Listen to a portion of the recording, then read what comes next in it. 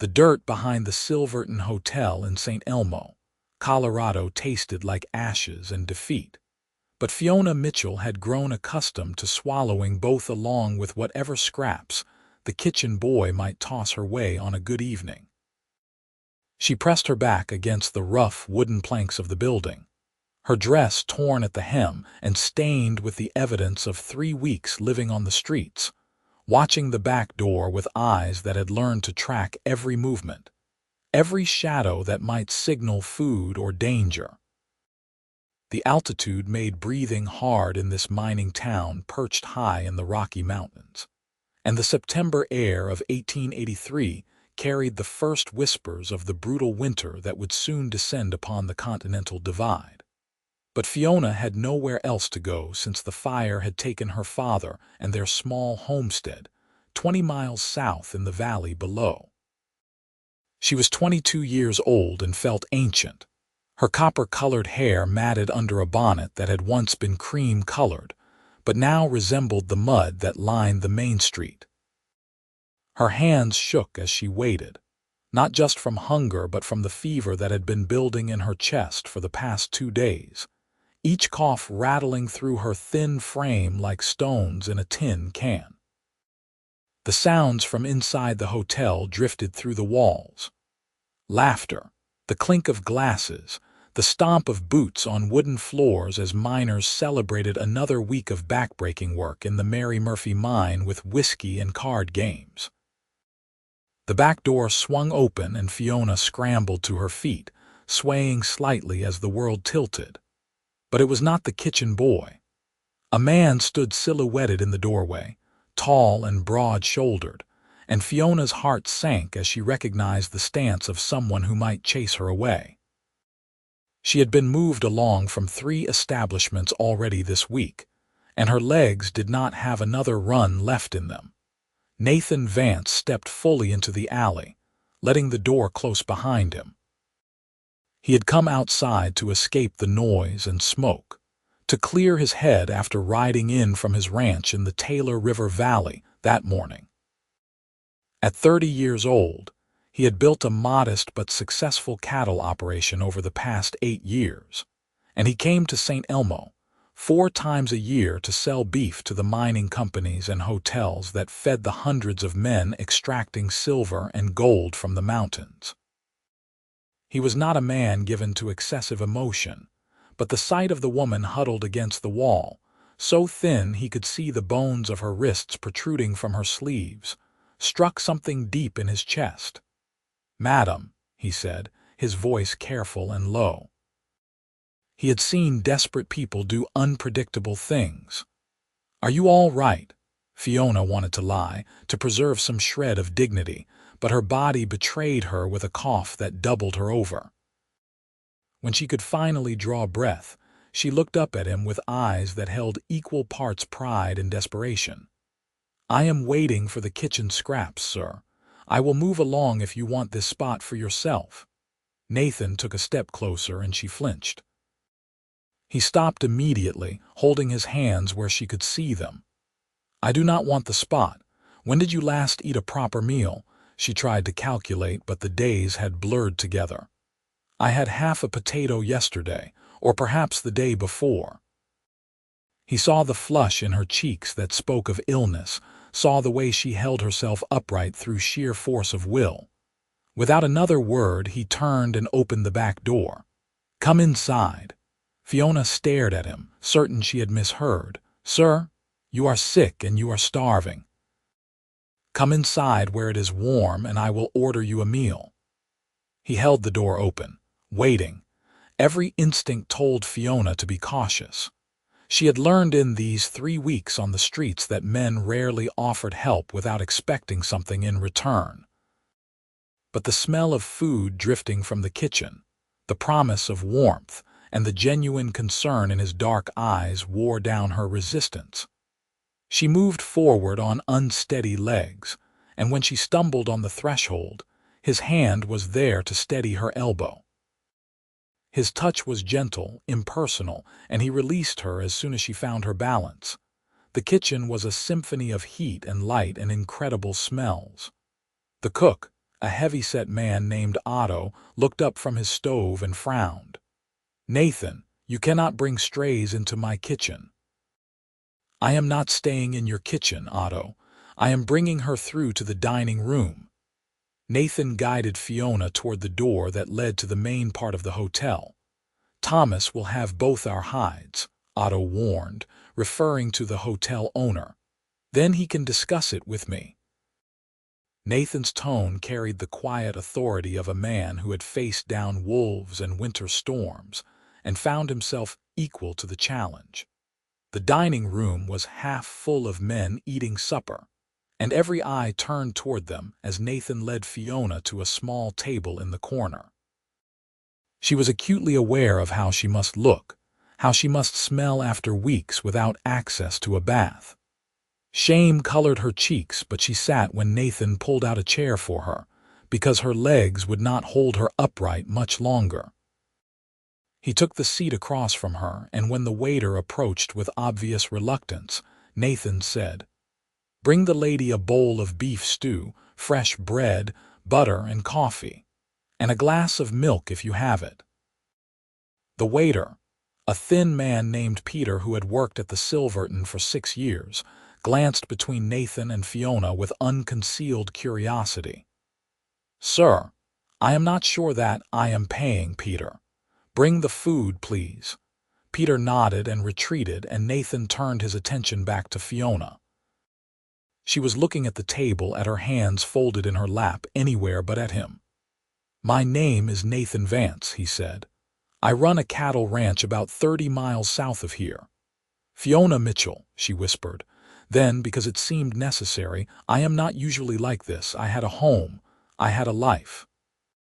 "What happened?" The story came out in halting sentences. Her father had been a widower who ran a small trading post in a valley settlement. 2 months ago, a lamp had overturned in the night. The post had burned so fast there had been no time to do anything but run. Her father had gone back in for the cash box. They kept hidden under the floorboards. He had not come out. Fiona had been left with nothing but the nightdress she wore and the horror of watching everything disappear into flames. "The neighbors helped at first," she said, her voice barely audible over the noise of the dining room. "But they were barely scraping by themselves. After 2 weeks, I knew I had to find work.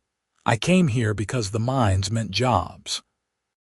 But no one will hire a woman with no references, no family, no one to vouch for her character. The boarding houses want 2 weeks' payment in advance. The respectable families have all the help they need." She coughed again, covering her mouth with her hand. "I have been trying to save enough from odd jobs and scraps to get a room somewhere, to clean myself up so I might look presentable enough for proper work. But it is hard to get work when you look like I do now. It is a circle with no exit." Nathan listened to every word, his jaw tightening with each detail. He had grown up with parents who taught him that fortune could change in an instant, that the difference between comfort and catastrophe was often nothing more than luck and timing. His own father had died when Nathan was 15, thrown from a horse and killed instantly, leaving Nathan to run the ranch with his mother until she passed 4 years ago from pneumonia. He understood loss. He understood how quickly the world could tilt sideways. Peter returned with a tray laden with food. He set the bowl of stew in front of Fiona, along with a plate of bread so fresh that steam rose from it when she broke it apart. The butter melted instantly into the warm bread, and the smell alone made her eyes water. She looked at Nathan, and he saw the question there. "Eat," he said simply. "Take your time. No one is going to take it away from you." Fiona picked up the spoon with a trembling hand. The first taste of the stew, rich with beef and vegetables and thick gravy, was so overwhelming that she nearly wept. She forced herself to eat slowly despite every instinct screaming at her to shovel the food down as fast as possible. Nathan watched quietly, sipping his own coffee, giving her the dignity of not staring but staying present, a steady anchor in a world that had been spinning out of control for too long. She ate half the stew and one piece of bread before her stomach, shrunken from weeks of deprivation, protested. She set down her spoon reluctantly, and Nathan immediately said, "Peter, wrap the rest to take with her, and bring her another cup of coffee." "I cannot take your charity," Fiona said, though the words felt hollow even as she spoke them. "It is not charity. It is a meal shared between two people. Nothing more, nothing less." But they both knew it was more than that, and the weight of it hung in the air between them. As Fiona sipped her coffee, warming her hands on the thick ceramic cup, Nathan found himself studying her face. Beneath the grime and exhaustion, she was striking. Her eyes were green, the color of pine needles after rain, and they held an intelligence and determination that no amount of hardship had managed to extinguish. Her cheekbones were too prominent now from starvation, but he could see the structure of her face, the full curve of her mouth, the stubborn set of her chin that spoke of strength. "You need a doctor," he said. "That cough sounds deep. I cannot afford a doctor." She said it flatly, a simple statement of fact. Nathan made a decision that surprised even himself. "The Silverton has rooms upstairs. I am going to rent you one for tonight. Tomorrow we will see about getting you to Dr. Harrison." Fiona set down her cup with a sharp click. "Sir, I appreciate the meal more than I can express, but I cannot accept that. I know what people will think. I know what you might expect in return." Her words were a slap, and Nathan felt his face flush. "Madam, I assure you that I expect nothing. You need a safe place to sleep and medical attention. I am in a position to provide both.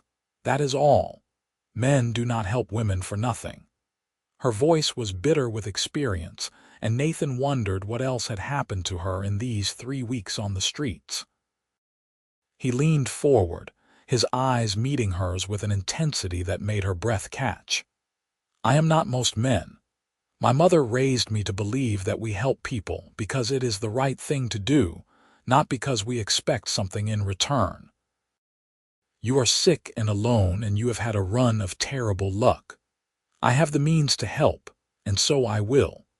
If that offends your pride, I apologize, but I am going to do it anyway because I will not be able to sleep tonight knowing you are back in that alley." They stared at each other across the table, and Fiona saw something in his eyes that made her want to believe him. She was so tired of being afraid, so tired of being cold and hungry and alone. The fever made her thoughts fuzzy around the edges, and she could feel her resistance crumbling. "One night," she said finally, "and I will find a way to pay you back. We can discuss repayment when you are healthy." Nathan stood and offered his hand.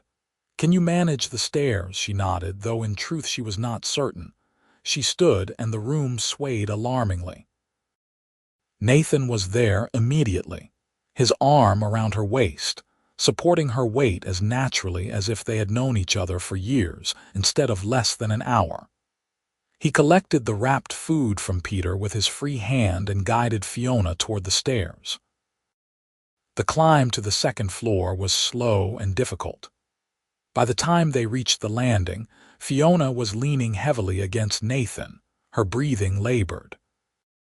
He shouldered open the door to room 7, one of the smaller rooms but clean and comfortable, with a real bed covered in quilts, a washstand with a pitcher and basin, and a window that looked out over the dark mountains. Fiona stood in the doorway staring at the bed as if it were a mirage. Nathan led her to it, and she sank down onto the mattress with a sound that was half laugh, half sob. The softness of it was almost painful after weeks of sleeping on the ground. "I will have Peter bring up hot water so you can wash if you feel up to it," Nathan said. "And I will speak to Dr. Harrison. His office is just down the street."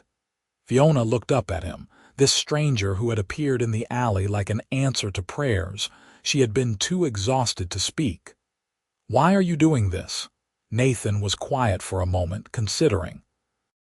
Because someone helped me once when I needed it, because it is the right thing to do, because I cannot walk away from someone's suffering when I have the power to alleviate it.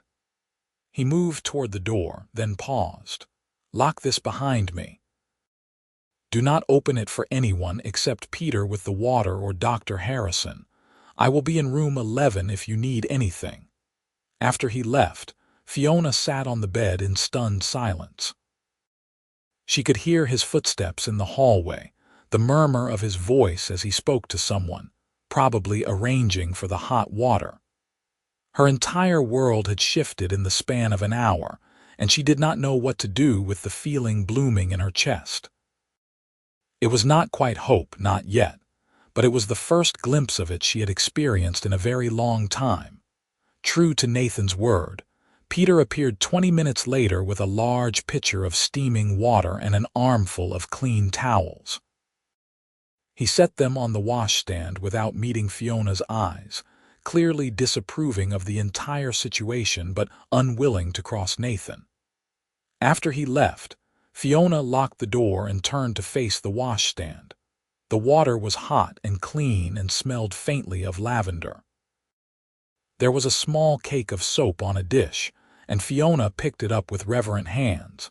She stripped off her ruined dress and undergarments, standing in the middle of the room in nothing but the dirt and shame of the past weeks. Then, slowly, she began to wash. The water turned gray, then black as she scrubbed away layers of grime. She washed her hair 3 times, working her fingers through the tangles, watching the water in the basin grow darker with each rinse. By the time she finished, the pitcher was empty, and she was shivering in the cool air, but she felt more human than she had in weeks. She wrapped herself in one of the towels and realized with dismay that she had nothing clean to wear. Her dress was beyond salvaging, filthy and torn and smelling of the streets. She stood there, uncertain, when there was a soft knock at the door. "Miss Mitchell," it was Nathan's voice. "Dr. Harrison is here, and I took the liberty of purchasing a few necessities from the general store before it closed. I am going to leave a package outside your door." Fiona waited until she heard his footsteps retreat before cracking the door open. A brown paper package sat on the floor. She pulled it inside quickly and opened it with shaking hands. Inside was a simple but clean dress in dark blue calico, a chemise, petticoat, stockings, and even a nightgown. Everything was practical and modest, nothing fancy, but all brand new. The thoughtfulness of it, the care taken to consider what she might need, made her throat tight with emotion. She dressed quickly in the new chemise and petticoat, then pulled the nightgown over them. It was soft cotton, worn smooth and comfortable, and it fell to her ankles. She was running a comb through her wet hair, working out the knots when another knock came at the door. "Miss Mitchell, Dr. Ezra Harrison, Nathan Vance asked me to examine you." Fiona opened the door to find a man in his 50s with kind eyes behind wire-rimmed spectacles and a black medical bag in his hand. Nathan stood behind him in the hallway, and when their eyes met, Fiona felt heat rise in her cheeks. He had seen her at her absolute worst, and now here she was in a nightgown with her hair hanging wet down her back, and somehow this felt more intimate than the alley. Dr. Harrison entered the room and Nathan started to follow, but the doctor held up a hand. "I need to examine the young lady, Nathan. You can wait in the hall." Nathan nodded and pulled the door mostly closed, leaving it cracked for propriety's sake. Dr. Harrison set his bag on the small table and gestured for Fiona to sit on the edge of the bed. He listened to her chest with his stethoscope, frowning at what he heard. He checked her pulse, looked at her throat, pressed his fingers against the glands in her neck. "You have congestion in your lungs," he said finally. "It has not turned to pneumonia yet, but it will if you do not rest and eat properly. You are also severely malnourished and dehydrated. Your body has been through a tremendous ordeal." He pulled a small brown bottle from his bag. "This is a tonic with honey and herbs. Take a spoonful 3 times a day. Rest as much as possible. Eat whenever you are hungry, but small amounts at first or you will make yourself sick. Drink plenty of water." He set the bottle on the washstand and then pulled out a small tin. "This is a salve for your hands and feet. I saw the cuts and blisters. Keep them clean and bandaged until they heal." Fiona stared at the medicine, then at the doctor. "I cannot pay you. Nathan already took care of it," Dr. Harrison said gently. "My advice to you, young lady, is to let people help you. I do not know what you have been through, but I know it takes tremendous strength to survive what you have survived. It also takes strength to accept help when it is offered. Nathan Vance is one of the most honorable men I have ever met. If he has decided to help you, it is because he genuinely wants to, not because he expects anything in return." After the doctor left, Nathan stepped back into the room. He looked at Fiona in her nightgown with her clean face and damp hair, and something in his chest tightened. She was beautiful. Even exhausted and ill and too thin, she was the most beautiful woman he had ever seen. "The dress fits?" he asked, nodding toward the package on the bed. "I have not tried it yet, but yes, I think so. Thank you." The words felt inadequate for everything he had done. "Thank you for all of this." "You should sleep," Nathan said. "I will be here through tomorrow, and we can talk then about what comes next. For tonight, just rest." After he left, Fiona lay down on the soft bed and pulled the quilts up to her chin. Through the window, she could see stars scattered across the black sky like diamonds spilled on velvet.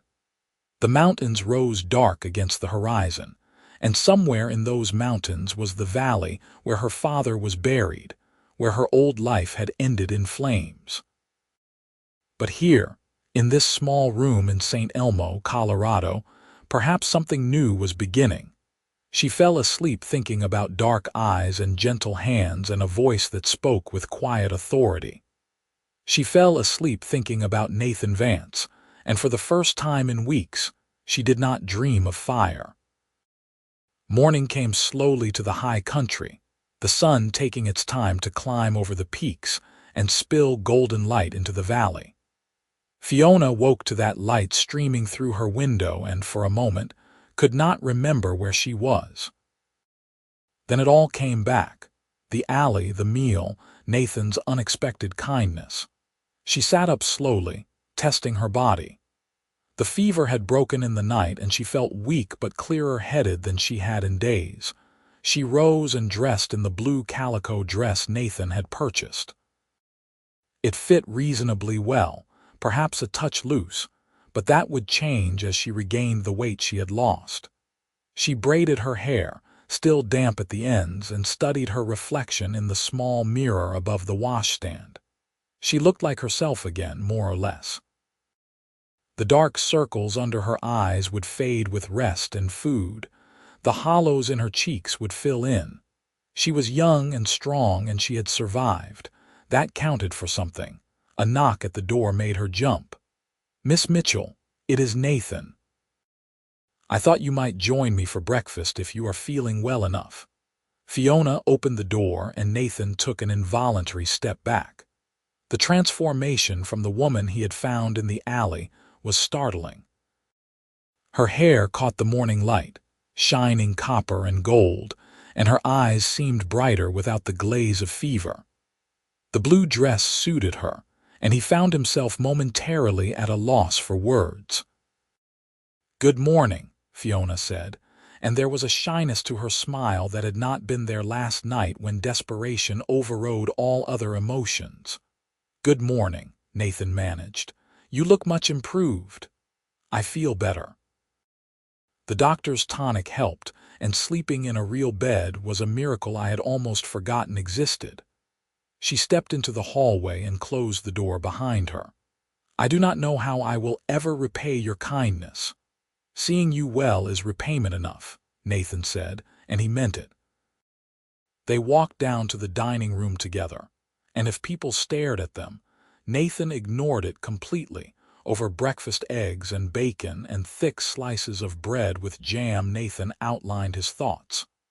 I have business that will keep me in town for one more day.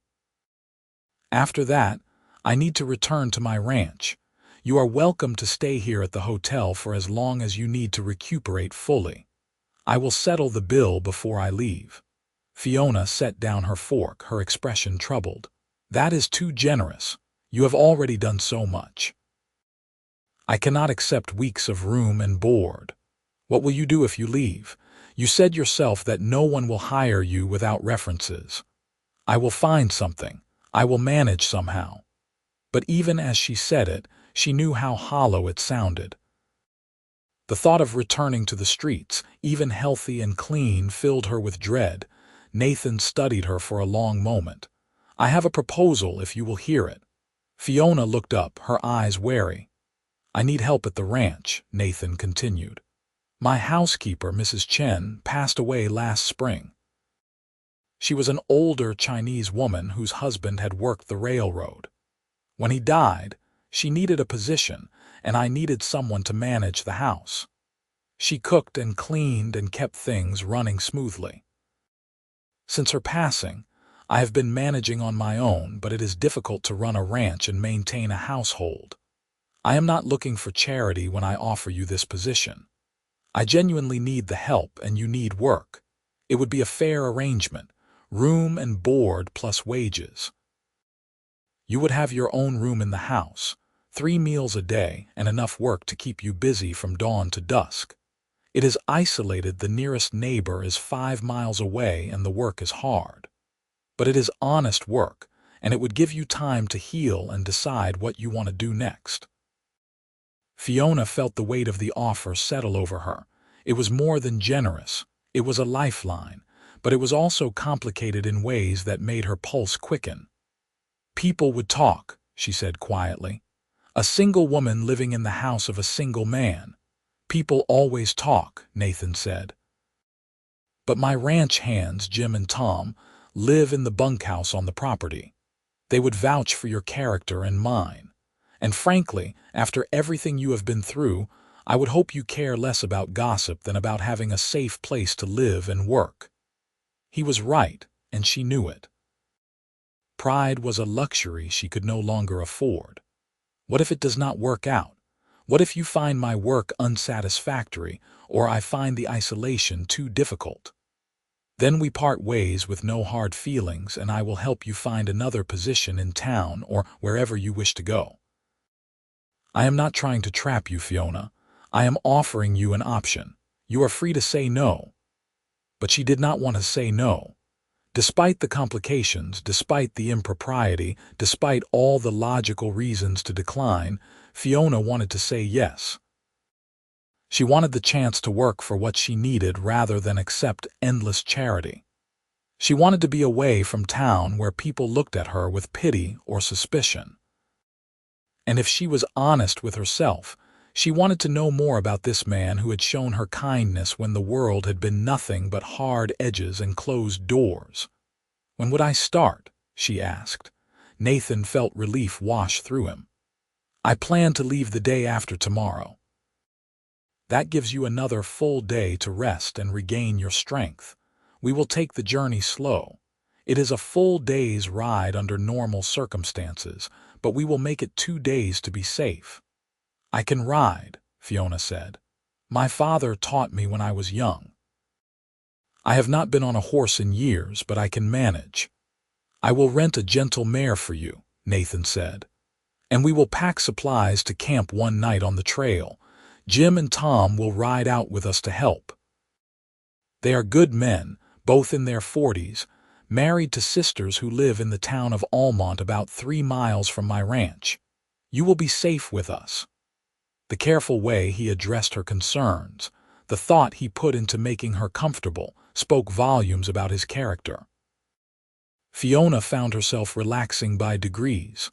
Then I accept your offer. I will work hard, I promise you that. I have no doubt, Nathan said, and the smile he gave her was warm and genuine. The next day passed in a blur of rest and preparation.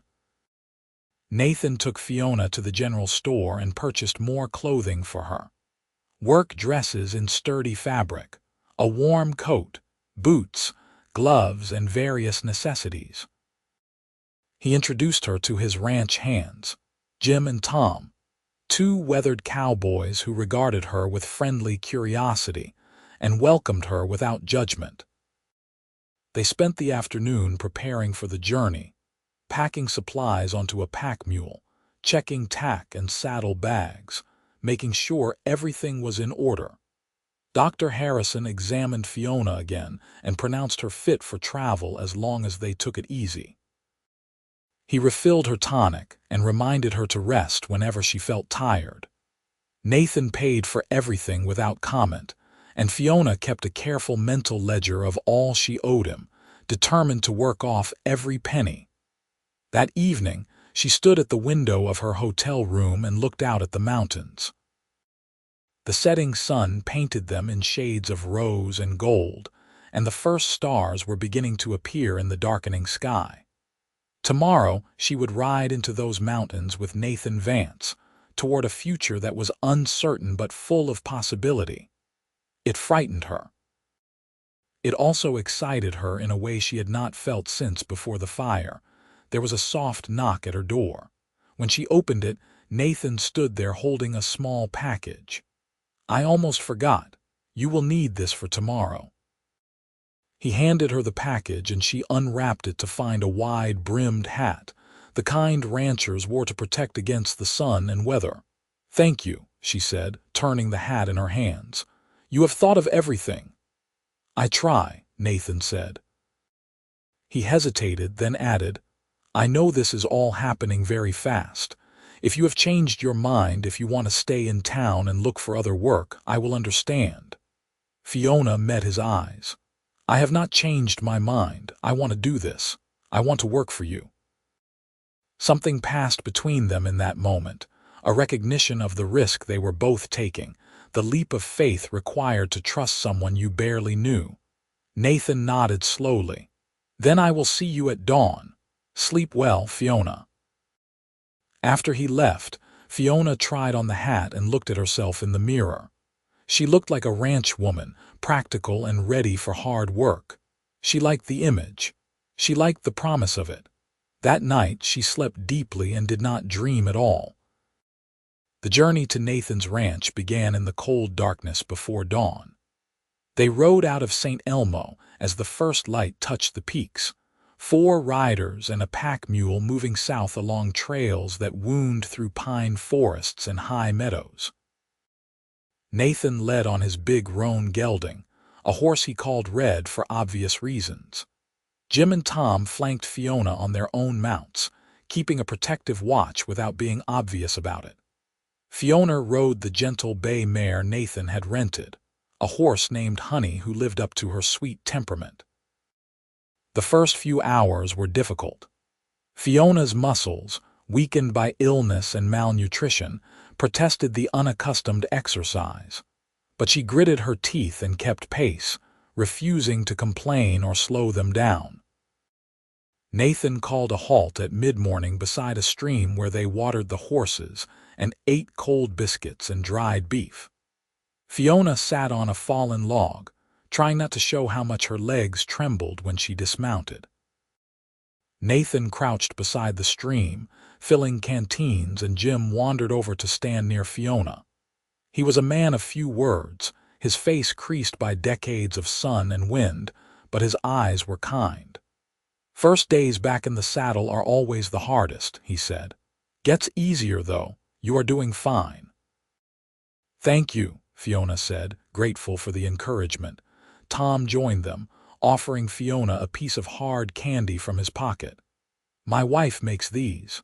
Helps with trail riding. Gives you something to focus on besides the saddle." Fiona accepted the candy with a smile.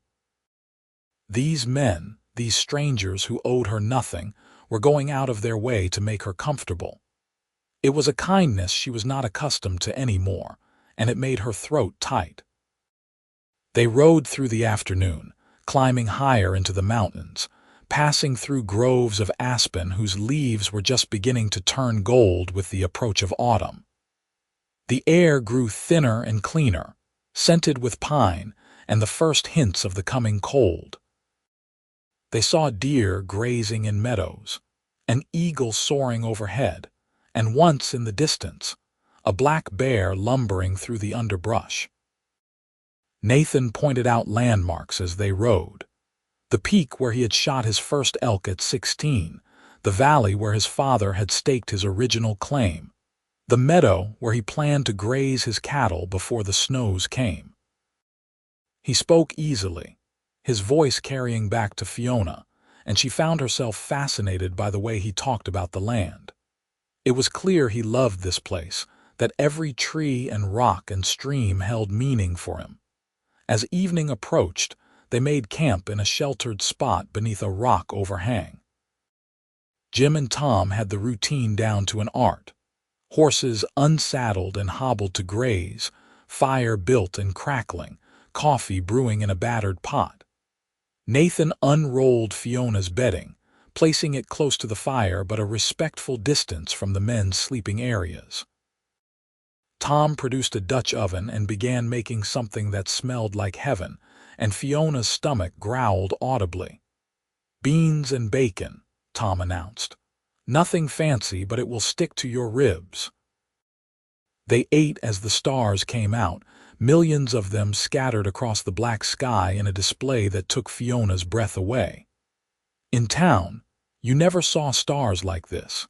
Here, so far from any lamp or candle, the night sky was a revelation. She sat by the fire, warm and fed and safer than she had felt in months, and watched Nathan across the flames. He was talking to Jim about a fence that needed mending, his hands gesturing as he explained something about corner posts and tension. He had rolled up his sleeves and she could see the strength in his forearms, the calluses on his hands that came from years of hard work. He looked up and caught her staring. For a moment their eyes held, and Fiona felt heat that had nothing to do with the fire. Then Jim said something that made Nathan laugh, and the moment passed. But Fiona could still feel the echo of it, the strange pull between them that she was not ready to name. She took her tonic as Dr. Harrison had instructed, then excused herself to her bedroll. The men banked the fire and settled in for the night, taking turns on watch, though Nathan did not expect any trouble. Fiona lay wrapped in blankets, looking up at the stars through the shelter of the rock overhang, and listened to the sounds of the night: wind in the pines, the crackle of the fire, the soft sounds of the horses moving in their picket line. She woke once in the deep hours of the night and saw Nathan sitting by the fire, his rifle across his knees, keeping watch. The flames cast shadows across his face, and she studied his profile. The strong line of his jaw, the way his hair fell across his forehead, the set of his shoulders that spoke of a man accustomed to bearing responsibility. He turned slightly and she closed her eyes, pretending sleep, but not before she saw him look toward her bedroll with an expression she could not quite read. The second day of riding was both easier and harder. Easier because Fiona's body was adjusting, remembering old skills. Harder because every muscle ached and the saddle felt like it was made of stone. But she persevered, and when Nathan called a halt at midday and told her she was doing remarkably well, the praise warmed her more than the sun. They reached the ranch in the late afternoon. It sat in a long valley with a river running through it, the Taylor River that Nathan had mentioned. The main house was built of logs, solid and well-maintained, with a porch that wrapped around two sides. Smoke curled from the chimney, and Fiona realized someone must have come ahead to prepare for their arrival. The barn and outbuildings were in good repair, and she could see cattle grazing in the distance, sleek shapes against the golden grass. "Home," Nathan said simply, and the pride in his voice was unmistakable. Jim and Tom helped with the horses while Nathan led Fiona to the house. The interior was larger than she had expected. A main room with a stone fireplace, a kitchen area, and several doors leading to other rooms. The furniture was simple but comfortable, and everything was clean though clearly maintained by a man living alone. There were small signs of Mrs. Chen's tenure, curtains in the windows, a braided rug before the fireplace, dried herbs hanging from the kitchen rafters. "Your room is through here," Nathan said, leading her down a short hallway. He opened a door to reveal a bedroom with a real bed, a dresser, a washstand, and a window that looked out toward the mountains. "Mrs. Chen's old room. I have not changed anything, but you are welcome to make it your own." Fiona set down the small bag that held her few possessions. The room was more than she had hoped for, private, comfortable, and filled with afternoon light. "It is perfect," she said honestly. Nathan showed her the rest of the house. The kitchen with its cast iron stove and well-stocked pantry, the root cellar where vegetables and preserves were stored, the linen closet, the washroom. His own bedroom was upstairs in a loft area, separate from the main floor, which eased some of Fiona's concerns about propriety. "I will leave you to settle in," Nathan said. "Jim and Tom will head home tonight, but they are here every day at dawn. I usually cook breakfast for the three of us, but starting tomorrow, that will be your responsibility if you are up for it." "I am up for it," Fiona assured him. "What time should I have it ready?" 6 o'clock. We keep early hours here. The day starts when the sun rises and ends when the work is done. Jim and Tom will explain the routine, and I will show you around the property tomorrow. For tonight, rest if you need to. There is stew in the pot on the stove from this morning. Help yourself whenever you are hungry." After Nathan left to help Jim and Tom with the evening chores, Fiona stood in her new room and felt the weight of the past weeks begin to lift. She had a home, at least temporarily. She had work. She had a chance to rebuild her life. The road ahead was uncertain, but for the first time since the fire, she felt something like hope taking root in her chest. She unpacked her few belongings, hanging her dresses in the small wardrobe, setting her hairbrush and the cake of soap Nathan had provided on the dresser. She took Dr. Harrison's tonic and then went to explore the kitchen more thoroughly.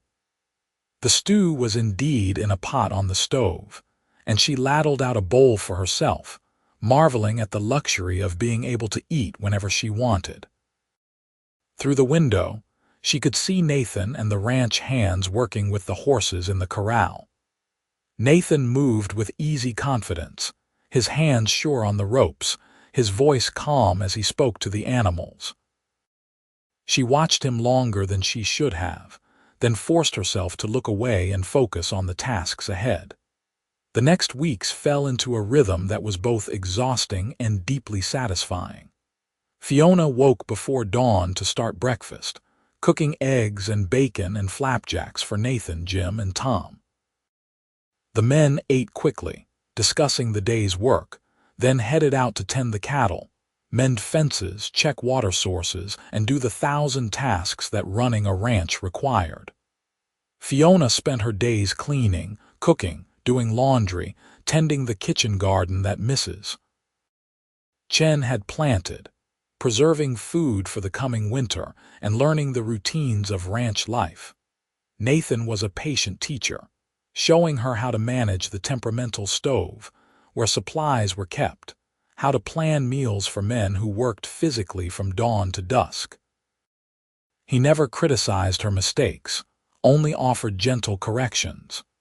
When she burned a batch of biscuits her first week, he ate them without complaint and told her they just needed more butter. When she accidentally used salt instead of sugar in the morning coffee, he spit it out, laughed until he cried, and then showed her how to label the containers clearly, slowly. Fiona's strength returned. Her cheeks filled out, the dark circles under her eyes faded, and the cough that had plagued her disappeared entirely. She grew stronger, able to work through the day without exhaustion, able to carry heavy water buckets and sacks of flour without struggling. The work was hard but honest, and she went to bed each night tired in a good way, muscles pleasantly sore, mind clear. And slowly, almost imperceptibly, something else grew between her and Nathan. It started with small things. The way he smiled when she brought his coffee in the morning, the careful distance he maintained to respect her reputation, the sound of his voice when he told her good night each evening. It grew in shared meals and quiet conversations on the porch as the sun set over the mountains. It grew in the way he noticed when she was tired and suggested she rest, the way she noticed when he favored his left shoulder after a long day and prepared a poultice without being asked. Jim and Tom noticed too. They exchanged knowing looks when Nathan found excuses to come back to the house during the day, when Fiona's eyes followed him as he rode out each morning. But they said nothing, only treated Fiona with increasing respect, and Nathan with the gentle ribbing of old friends who see their companion falling in love. October arrived with cold winds and the first dustings of snow on the high peaks. The cattle were brought down from the summer pastures to lower ground where they could be fed and monitored through the winter. It was the busiest time of year, and Nathan hired 2 additional hands temporarily to help with the work. Fiona cooked for 5 men now, producing enormous meals that disappeared almost as fast as she could put them on the table. One evening, after the extra hands had ridden back to town, and Jim and Tom had headed home to their wives, Fiona and Nathan found themselves alone on the porch. The sun was setting in a blaze of orange and pink, and the air held the sharp, clean smell of coming snow. Fiona wrapped a shawl around her shoulders, and Nathan stood at the porch rail, looking out at his land. "Winter comes early this high up," he said. "Another few weeks and the snow will be deep. Once it starts, we will be isolated until spring. The ranch hands will not be able to come every day. Sometimes we will be snowed in for weeks at a time." Fiona came to stand beside him. "Will we have enough supplies?" "More than enough. I always prepare for the worst, but it will be lonely. Just the 2 of us for months, more or less. If you want to go back to town before the snows come, I understand. I can help you find a position there, something respectable." "You want me to leave?" Fiona asked quietly. Nathan turned to look at her, and the intensity in his eyes made her breath catch. "No," he said simply. "I do not want you to leave. I should want that for your reputation and for my peace of mind, but I do not. Why does my staying threaten your peace of mind?" He was quiet for so long that Fiona thought he would not answer. Then he said, "Because somewhere in the past month I have become far too attached to you. Because I find myself making excuses to come back to the house just to see you. Because the best part of my day is sitting here in the evenings and talking with you. Because I am dangerously close to falling in love with you, Fiona Mitchell, and I do not know what to do about it." The confession hung in the air between them, stunning in its honesty. Fiona felt her heart hammering against her ribs. "You are not alone in that," she whispered. "I have been fighting the same feeling since the night you found me in the alley. Maybe longer. Maybe from the moment you ordered me that meal and looked at me like I was a person worth saving." Nathan reached out slowly, giving her every chance to pull away, and took her hand in his. His palm was rough with calluses, warm and strong. "I do not want to take advantage of you. You are here because I offered you work, and that creates an imbalance of power. I never want you to feel obligated or trapped." "I do not feel trapped," Fiona said, tightening her fingers around his. "I feel safe. I feel seen. I feel like I have found something I did not know I was looking for." He lifted her hand and pressed his lips to her knuckles, a gesture so gentle and old-fashioned that it made her eyes sting with tears. "Then stay," he said. "Stay through the winter. Stay as long as you want, and we will see what happens." "I will stay," Fiona promised. "I will stay." The first major snowstorm arrived in mid-November, sweeping down from the peaks with howling winds and snow that fell so thick you could not see 10 feet in any direction. It lasted 3 days, and when it finally cleared, the world was buried under 4 feet of fresh powder. The cattle huddled in the sheltered areas Nathan had prepared, munching hay from the stores in the barn. The house was warm and tight, the wood stove burning steadily, filling the rooms with comfortable heat.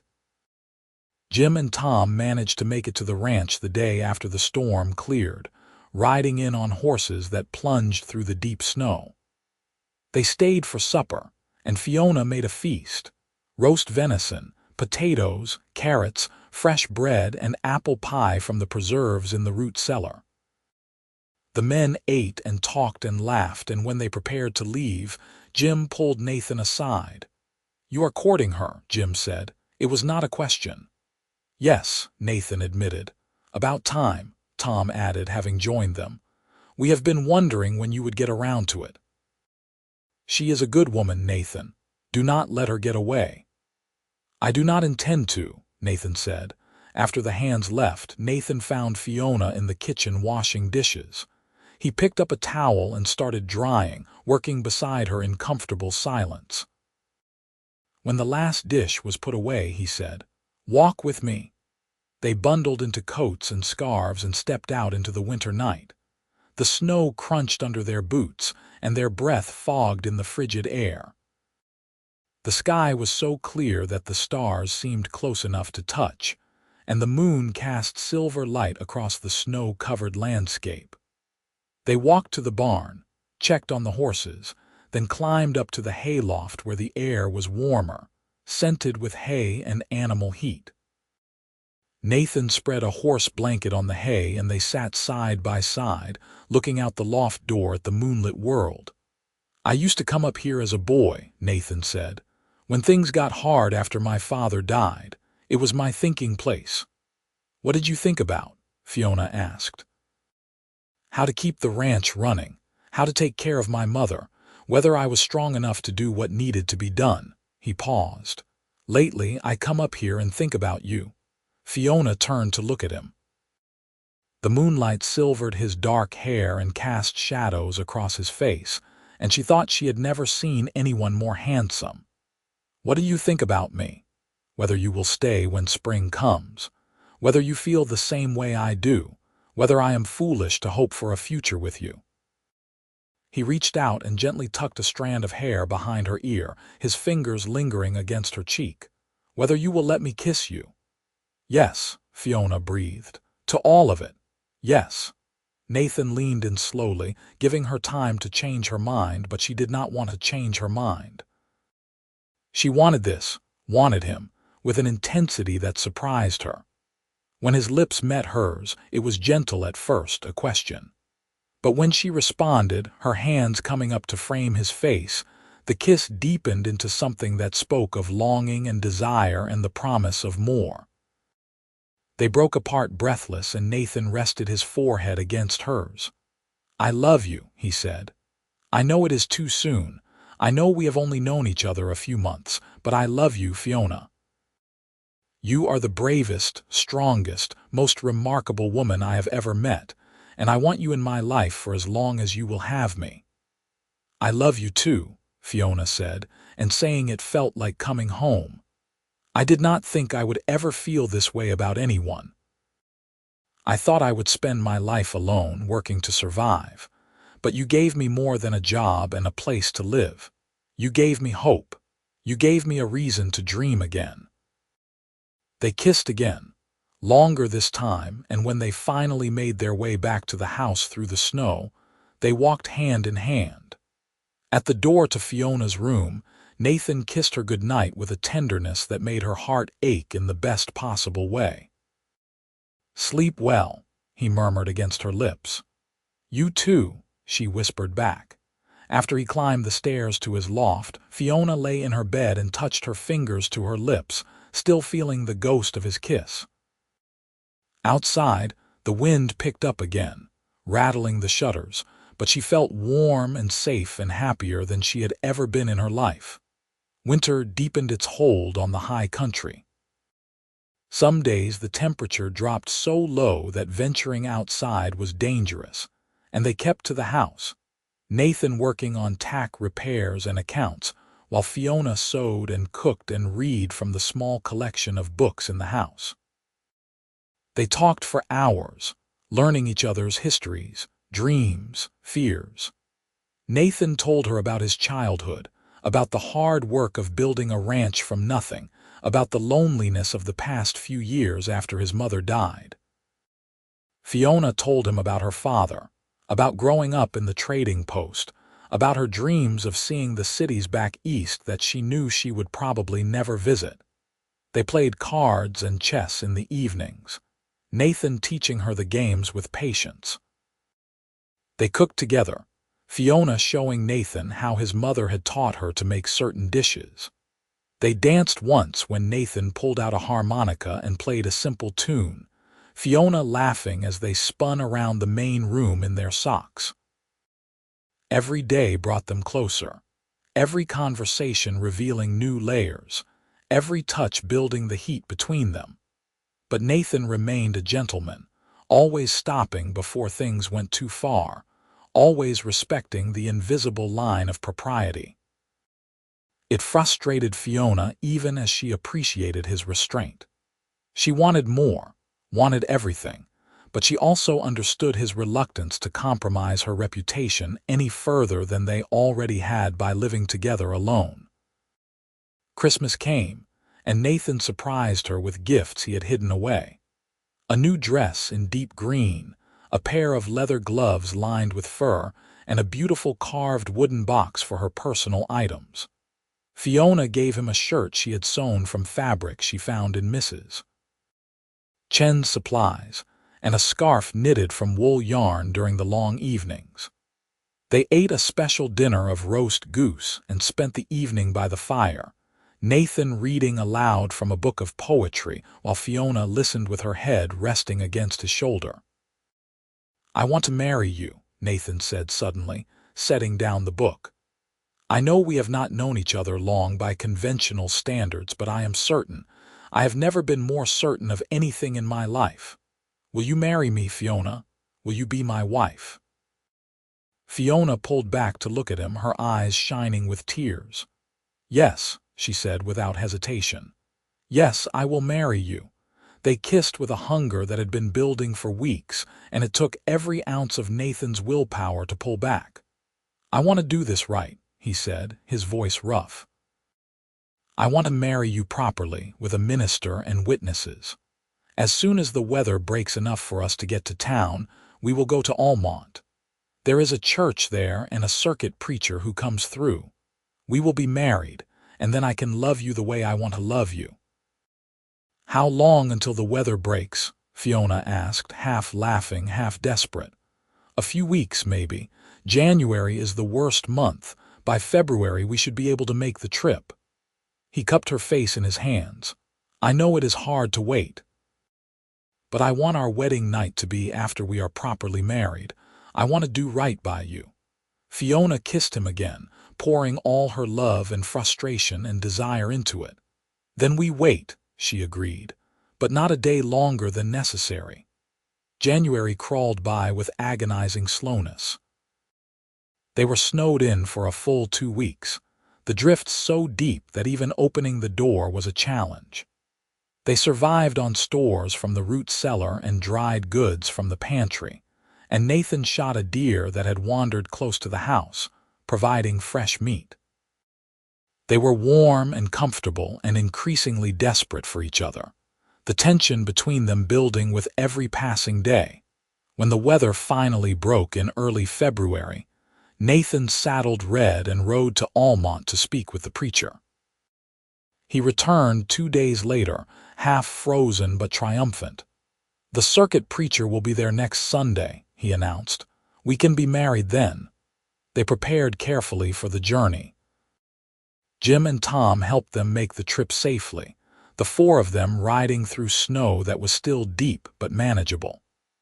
They stayed with Jim and Tom's families the night before the wedding, observing propriety, and Fiona was grateful for the chance to meet the women.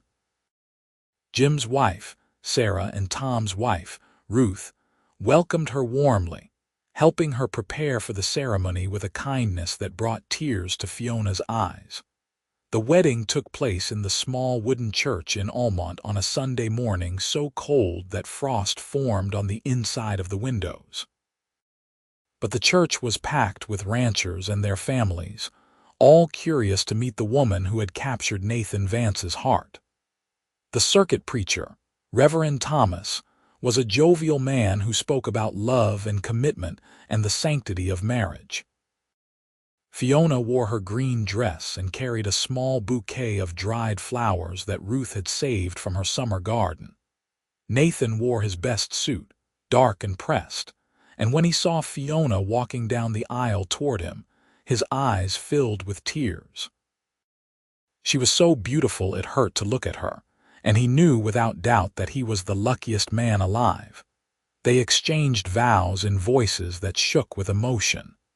Nathan slipped a simple gold band onto Fiona's finger, a ring that had belonged to his mother.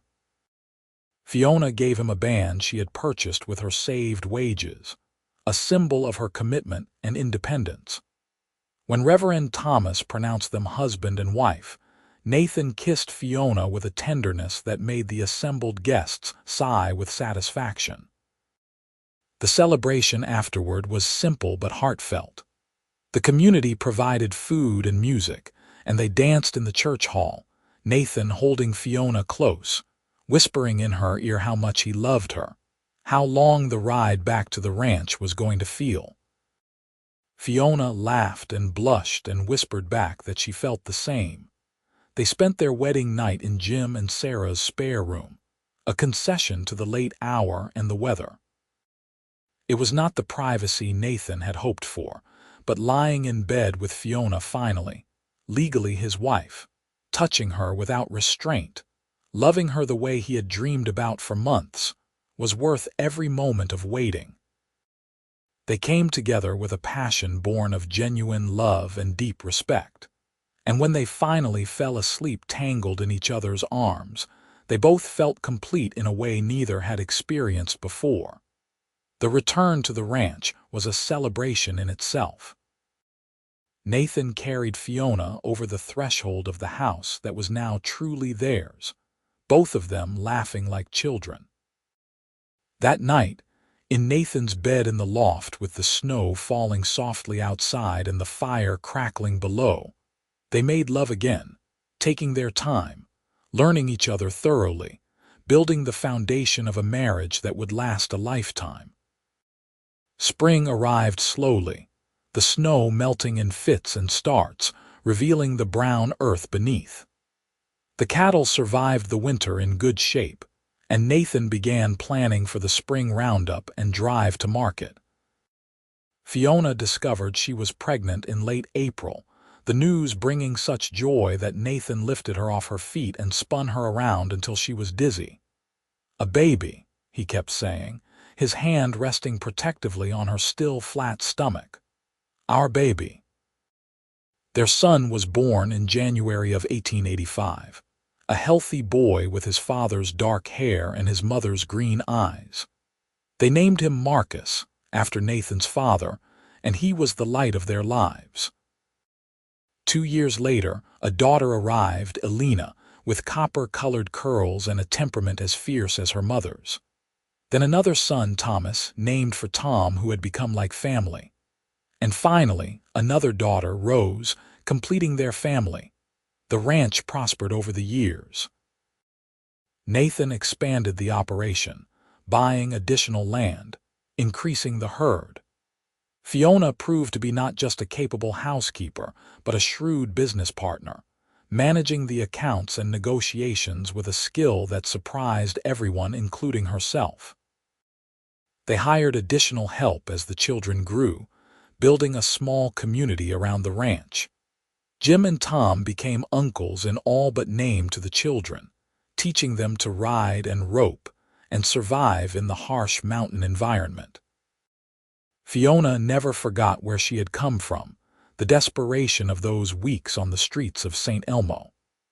As the ranch became successful and they had more than they needed, she insisted on helping others who fell on hard times. They hired drifters who needed work, fed travelers who stopped at the ranch, donated money to the church in Almont for their charitable programs. Nathan supported every decision, proud of his wife's generous heart. On their 20th wedding anniversary, Nathan took Fiona back to Saint Elmo. The town had grown, new buildings replacing some of the old ones. But the Silverton Hotel still stood, and they walked around to the alley behind it, standing in the spot where they had first met. "I was so scared that night," Fiona said softly, holding Nathan's hand.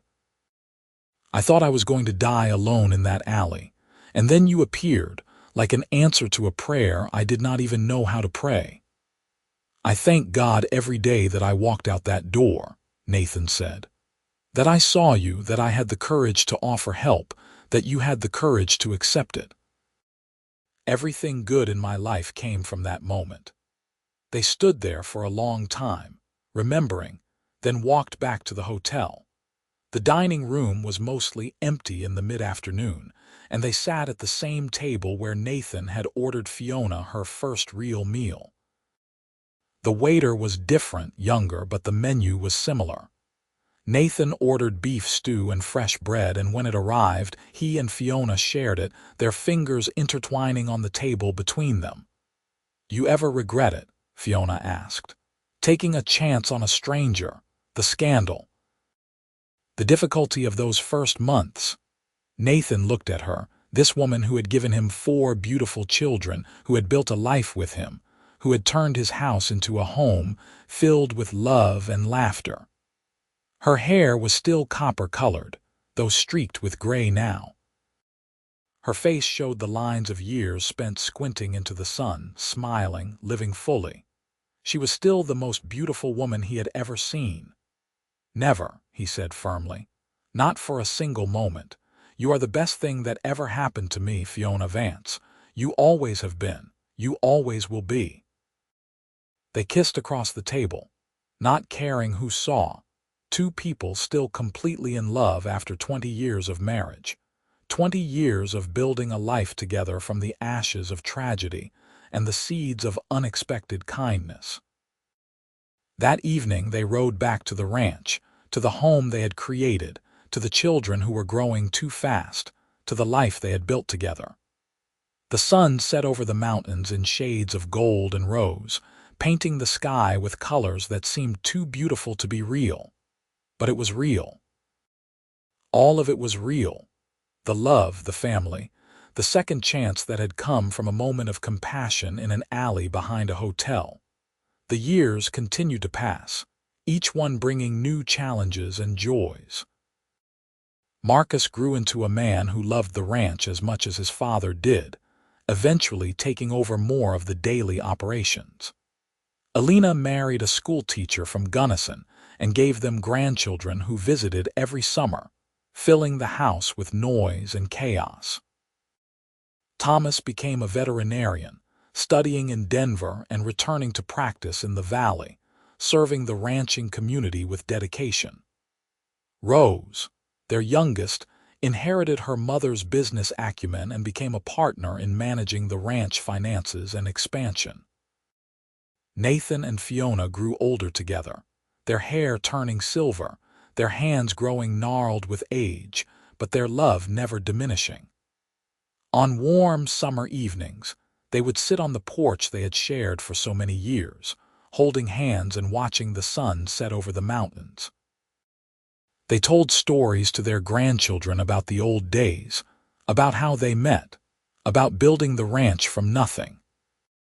The children listened wide-eyed, finding it hard to imagine their dignified grandparents as the desperate woman and the compassionate cowboy, whose lives had intersected in a moment of fate.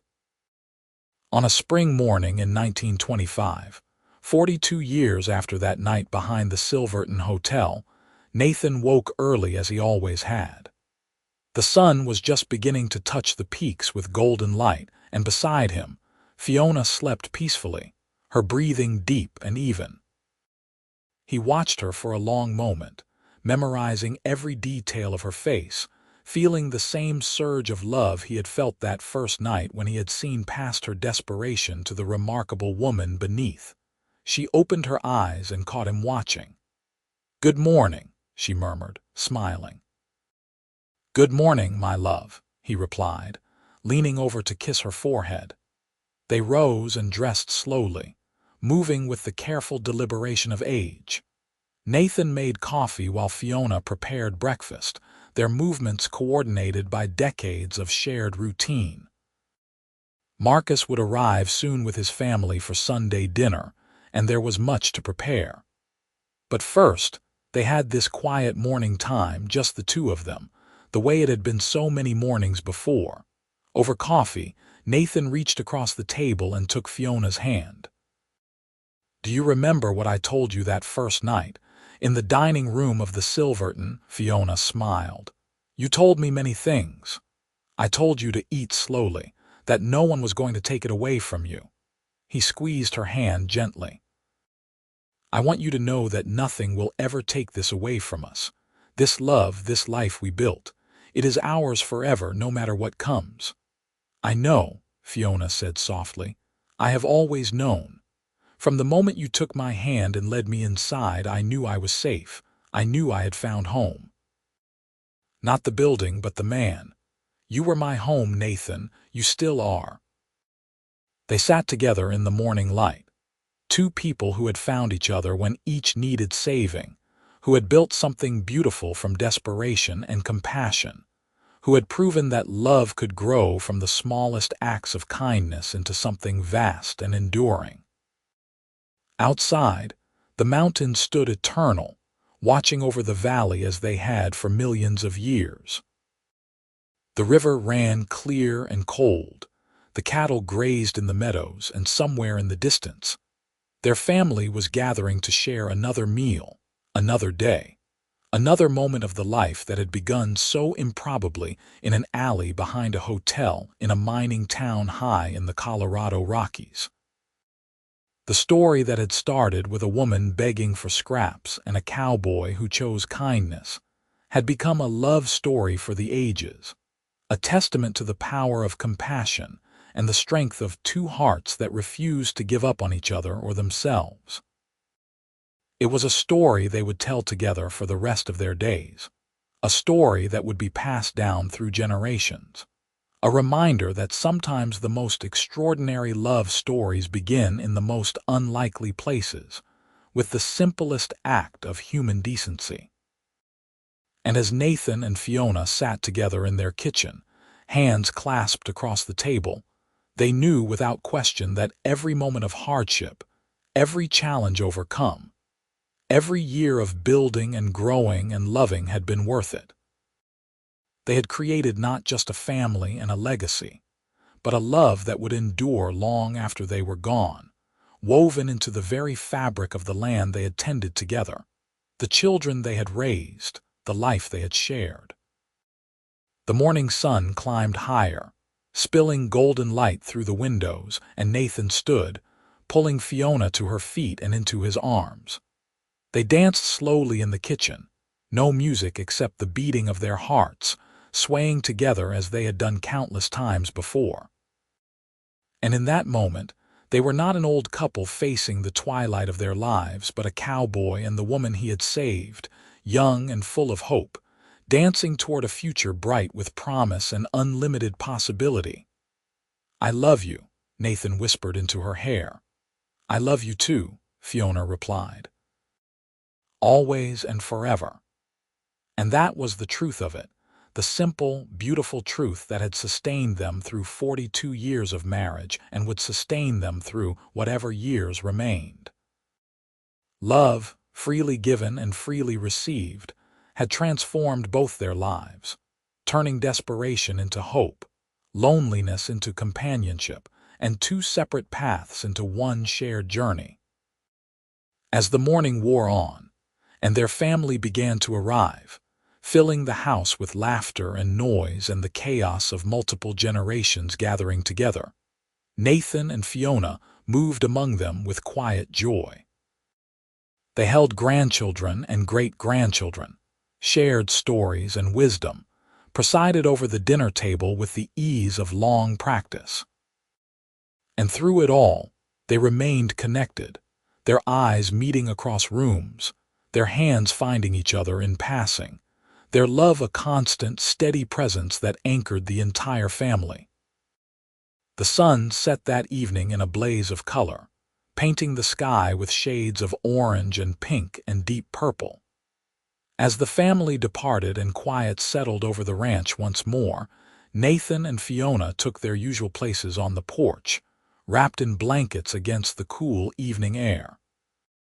The stars began to appear, one by one, and the mountains stood dark against the fading light. "It was a good day," Fiona said contentedly. "Every day with you is a good day," Nathan replied, and meant it with his whole heart. They sat together in comfortable silence, watching the night claim the valley, knowing that tomorrow would bring more of the same. Work and love and family, and the simple pleasures of a life well lived. They had come so far from that desperate night in Saint Elmo, but in many ways the journey was just beginning. Each day was a new gift, each moment together precious beyond measure. And so the story continued, the love story of Nathan and Fiona Vance, the cowboy and the woman he had found begging for scraps behind a hotel, who had become so much more than either had dared to dream. Their story became legend in the valley, passed down as an example of what was possible when compassion met courage, when kindness was answered with trust, when two wounded souls found healing in each other's arms. Decades after that first meeting, long after both had passed into peaceful rest and been laid to rest side by side on a hill overlooking the ranch, their descendants still told the story. They told it to their own children and grandchildren, keeping alive the memory of how a simple act of kindness in an alley behind a hotel had changed the course of not just two lives, but generations to come. The ranch continued to thrive, managed by Marcus and his children, then his grandchildren. The house remained much as Nathan and Fiona had left it, a living museum to their love and dedication. The porch where they had spent countless evenings still stood, weathered by time but strong, and sometimes on quiet evenings when the wind came down from the mountains, you could almost hear the echo of their voices, the sound of their laughter, the whispered words of love that had sustained them through a lifetime together. The town of Saint Elmo eventually became a ghost town as the mines played out and people moved on to new opportunities. But the Silverton Hotel stood for many more years, and the alley behind it remained, a silent witness to the moment when two lives had intersected and changed forever. Visitors to the abandoned town sometimes paused in that alley, feeling the weight of history, sensing the importance of what had happened there without knowing the full story. But the story lived on in the valley, in the ranch that still bore the Vance name, in the family that continued to grow and prosper, in the legacy of love and compassion that Nathan and Fiona had built together. It lived on in the acts of kindness that their descendants continued to perform, helping neighbors in need, offering shelter to travelers, remembering that fortune could change in an instant, and that compassion was never wasted.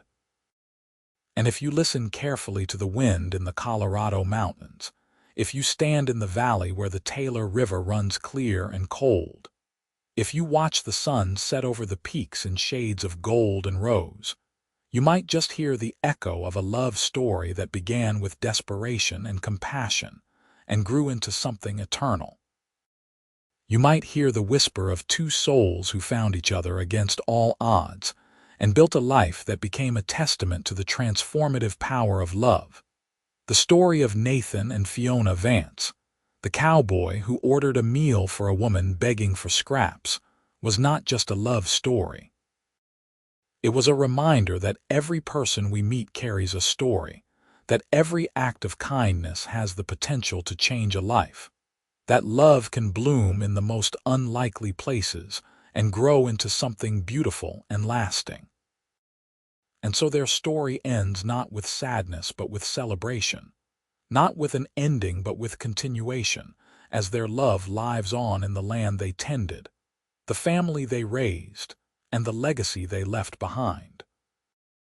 It ends with the knowledge that two people who met in darkness found light together, that two broken hearts healed each other, and that sometimes the most important decision you can make is to see the person behind the desperation and offer them not just a meal, but hope, dignity, and ultimately, love. The final word of their story is not goodbye, but gratitude. Gratitude for the chance meeting that changed everything, for the courage to take a risk on a stranger, for the willingness to accept help when it was offered, and for the love that grew from those seeds into something magnificent and enduring. Nathan and Fiona's story reminds us all that we are capable of extraordinary things when we lead with compassion, that love has the power to transform even the darkest circumstances into something bright and beautiful, and that every ending is simply a new beginning waiting to unfold.